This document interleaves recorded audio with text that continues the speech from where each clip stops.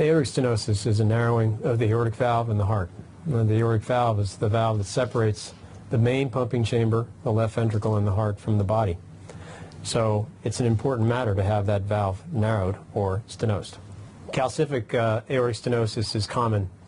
In fact, the older a person gets, the greater chance is that they will have aortic stenosis. In fact, in 80-year-olds, there's probably a 10% chance that aortic stenosis exists and a 4% chance that it could be very serious.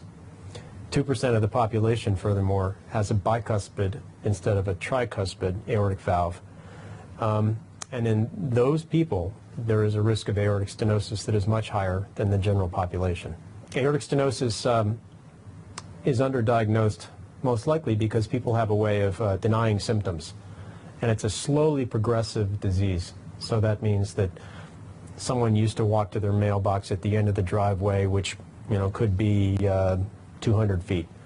And this year it's taking them longer, or they have to stop on the way, and they may have denied that that's happening to them, or just written it off to the fact that they're getting older.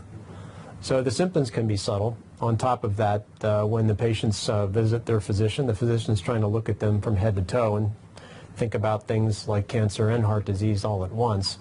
And the murmur, which might at first be subtle, but eventually is not subtle, just is left as a normal physiologic flow murmur. Aortic stenosis is undertreated. There have been several well-done studies to document this, the European Heart Survey and studies in the United States as well.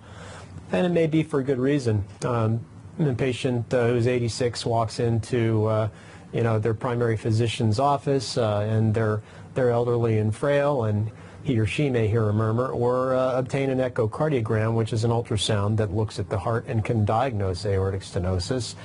And they may even have a discussion about whether they want to go the path of being evaluated for surgery.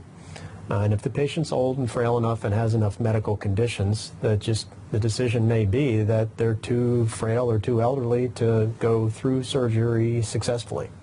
Even in elderly patients with severe symptomatic aortic stenosis, valve replacement returns them from a deadly survival path to the normal survival path. So the results of replacing a stenotic aortic valve, even in an 85-year-old, are very gratifying.